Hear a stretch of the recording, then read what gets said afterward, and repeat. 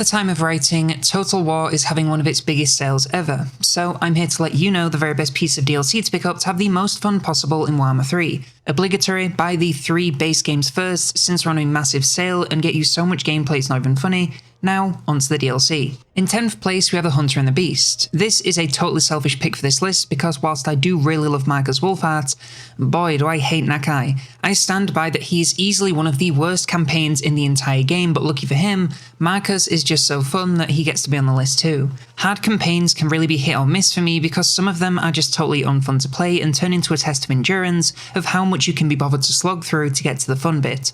Marcus is not like this. His challenge comes from his unique stipulations, the location he's placed in, and how his mechanics pull everything together in such an engaging way. You truly feel like you're fighting for your life in the jungles of Lustria, using whatever you can get your hands on to bite, scratch and claw your way forward. You have the help of his merry band of heroes, and it makes for a Lord and Hero stack that's varied and a ton of fun to upgrade through their individual, if simplistic, questlines. The limited roster and the ways you work around it is so fun and makes your units feel important because if you lose something good, there is no guarantee you'll see it replaced for a very long time. It truly is my favourite campaign I ever played in Warhammer 2, and in 3, it's still pretty rad, if even more challenging given the modern Lustria Bowl.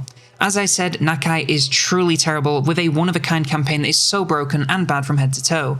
The DLC is worth it for Marcus alone, and Nakai is the happy meal toy for you to marvel at from a distance. In 9th place we have the Queen and the Crone, and this is one of those DLCs that has a lot of stuff you just kind of assumed was always part of the vanilla faction. Like, I know that Sisters of Avalon are in this DLC, but in my head, I just assume they're part of the vanilla roster because I can't imagine the High Elves without them. Similarly, Supreme Sorceress Spellcaster Lords from the Dark Elves seem like something they'd have access to from the start, and yet it also comes from this DLC. Aside from bringing arguably essential units to their respective factions, the Lords here are also decent. Of course the Dark Elves suck, but Crone is probably one of the better campaigns the Druchii have access to. Her Death Knights make their workers' system feel a lot more engaging, since you have a lot more reason to gobble up as many as you can to get your faction moving. Alariel has a very simple campaign, but with her location ends up being the de facto protector or wielder of the Sword of Cain, and is one of the only Order Lords capable of doing so without sending their faction into chaos. Yes, both of the Lords are very simple, but they're both good fun, and I don't think you'd be disappointed by either of them. Is this the most blockbuster DLC of all time?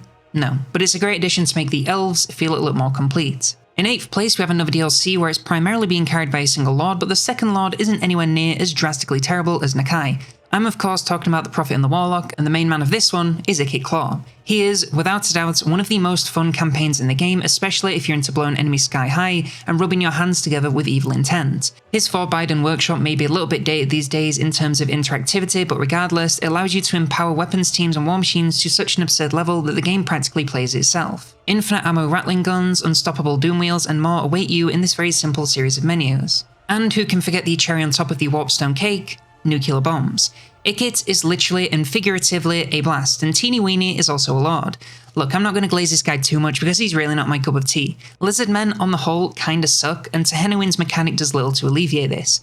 Ikit is worth the price of admission alone, but you're also getting a decently challenging, if wonkily designed Lizardmen campaign to go with it. The Chaos Dwarves DLC may have marked the beginning of Warhammer 3's DLC problem with just the 3 Lords, but I cannot deny just how much fun the Chaos Dwarves truly are. They have the most complex set of racial mechanics of anyone, and their gameplay loop is honestly some of the most fun you can have in Warhammer 3, at least in my opinion. Their economy with workers, gold, materials and armaments, how you produce all of them to keep things moving, and the payoffs to mastering the supply chain are some of the best designed bits of gameplay you can find in Warhammer 3. I can even excuse their caravans because their roster is so broken that it makes this god-awful mechanic almost somewhat viable. Speaking of which, you get a whole roster of brand new units and it is a doozy. Excellent units in most categories that really nail the vibe of the dwarves' more evil, explosive cousins. The 3 Lords may not have a lot of variety in how they play, but the base mechanics are so in-depth that it doesn't really matter all that much. At full price they are a bit of an ask, but on sale they're a no-brainer. I do think they're a little bit of an acquired taste since their campaign is complex like no other, but if you're into that sort of thing, then you'll absolutely love them. In 6th place we have the Warden and the Paunch. For those of us who've been around the Total War Warhammer block a few times already, you may remember that the Warden and the Paunch was the DLC that saw Warhammer 2 have its highest ever player count. Now, whilst a lot of that was to do with the accompanying greenskins rework, I don't think anyone can deny that this DLC was also somewhat of a banger. Grom the Paunch is undoubtedly the star with a mechanic so simple to use, but rewarding to engage with that it's the source of near endless fun over the course of his campaign. The cauldron mechanic, allowing you to craft all kinds of meals to empower Grom and your faction, has so many neat little effects and the ability to combine them that it's difficult not to have fun whilst using it. Outside of this mechanic, I do find Grom to be a little bit confused, but I really don't mind when I'm raining explosive missiles from goblin archers. Eltharion, or High Elf Batman, is the second part of this DLC, and he's no slouch either. I may believe that he's not stood the test of time quite as well as Grom with mechanics that, in many cases, seem at odds with each other, but I cannot deny the sheer amount of crap he has to play with. You have Athel Tamara, the dual starting location, Mists of Ivret, capturing and interrogating enemy lords, and more. This guy has so much to do, and even if most of it is somewhat of a pain in the ass from his overly complicated campaign, it's all still pretty damn engaging. A solid all-around DLC with two strong lords that both deliver a bunch of fun for pretty much anyone who plays them. In 5th place we have the most recent DLC, and whilst these triple packs can be purchased individually, I thought it was a little bit unfair on older DLCs that don't have the option, so here we are. Tides of Torment is one of the less consistent DLCs of the Warhammer 3 era, with some pretty high highs but then the middest of mids. It is tough to choose between Sail and Decal of the Peak because they're both so much fun in their own ways, but in my opinion, Aislinn is pretty underwhelming.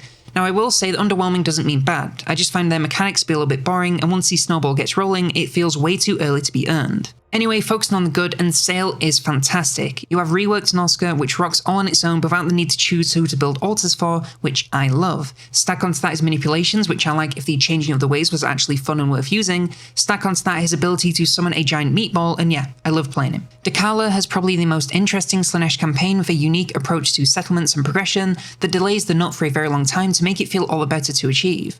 Which is to say you're very limited in power in the early game until you get on a bit of a roll with the Pleasure Palaces, but because she herself is so strong, you really don't feel limited and instead feel like you're steadily building in power for a big release. 2 out of the 3 lords being bangers isn't so bad and Aislinn isn't terrible, it just depends on what you want out of your campaigns. You can buy them individually as I said, so if you want to pick your favourite go right ahead, otherwise all 3 together really aren't that bad a deal. In 4th place we have the Silence and the Fury, the final DLC for Warhammer 2, and it certainly went out with a bang. We have the only Lizardman campaign that is actually fun and engaging in the long term, and one of the most ridiculous power trips to ever see the light of day. Oxyotl first, and he walked so that Arbol and all these other teleporting factions could run. His campaign revolves around teleporting around the world to take on chaotic threats to keep evil at bay. You also have a more traditional campaign awaiting you at home, but the focus really is on taking the fight to chaos in a way that has never really been done before. He's got lots of depth, and when playing as him you can almost forget just how garbaggio the Lizardmen are as a base. Torox, as I said, launched insanely powerful and to this day is one of the most powerful lords you can choose to play as. He has everything the Beastmen do with their free armies, unstoppable momentum and mobile ambushing, and then throws a bunch of bonuses on top of it for good measure. His rampage mechanic allows you to truly become the unstoppable brass bull, and it becomes a genuine challenge to lose once you get on a roll. You can even reset his movement range and just keep moving and attacking, crossing half the map in a single turn. These are 2 very different lords in terms of playstyle, so it can be a very difficult DLC to wrap your head around, especially if you like sticking to one. But if you want to challenge yourself and experience 2 ends of the aggression spectrum, then this is an excellent DLC to do just that. I went back and forth on whether it should be Champions or the OG Warriors of Chaos because whilst Champions grants you a buttload of new units, I really do think that Archeon and Kolek are some of the most fun lords in the roster. However, in the end, I realised that even if some of these lords are a little bit mid, you still have the bones of the Warriors of Chaos, and they alone are worth the price of admission. They truly feel like the scourge of the Warhammer world, and for all the lords you have access to, you get to live that fantasy of becoming the apocalypse, razing everything you see to the ground. The 4 lords with their diet versions of monogod mechanics can be a little bit hit and miss, I'm looking at you Festus, but for the most part they offer 4 distinct playstyles with their dedication to each of the 4 branches of Chaos. You may not get to unite all of them under one banner, but at least you have the excuse to dive in and try everyone. I don't really know how to sell the Warriors of Chaos to you any more than saying that they are the Warhammer Apocalypse faction, capable of ascending their units from Marauders to Chosen and recruiting from the largest roster in the game. They rock and are so much fun, and this is probably the best way to play them. In 2nd place we have the Twisted and the Twilight, another of the closing DLCs of Warhammer 2, and this is one of my goes. Not only do you get yet another Skaven with the incredible ability to empower their armies with all kinds of wacky effects, you also get access to the Wood Elves, which are probably the strongest race in the game. Skaven first, since I know they're a fan favourite. Throt the Unclean is, according to C.A. Sean in an interview on the Old Grumblers podcast from a million years ago, his ideal for what a Warhammer 3 faction should be.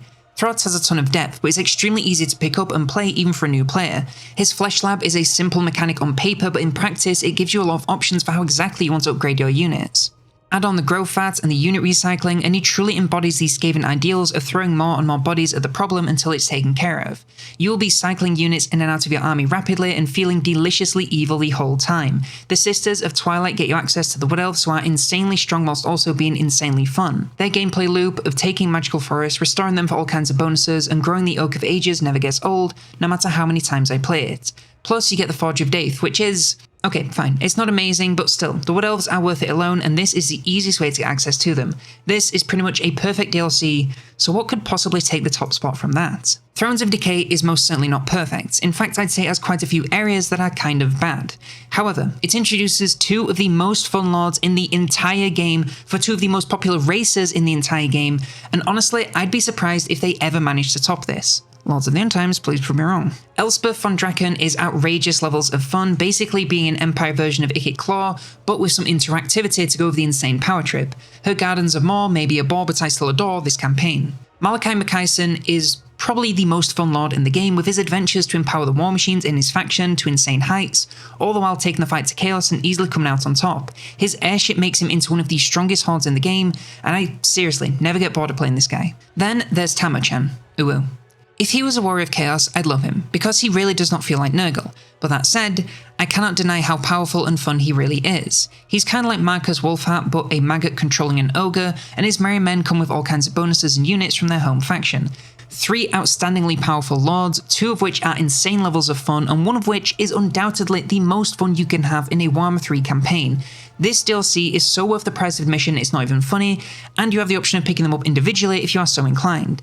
Like I said, this is the best DLC they've ever made, and I'm not sure they'll ever top it, but I can't wait to see them try. And if you want a sneak peek of their next attempt, then check out this video showcasing the first 10 turns of Boris Todbringer's campaign for the Lords of the End Times DLC.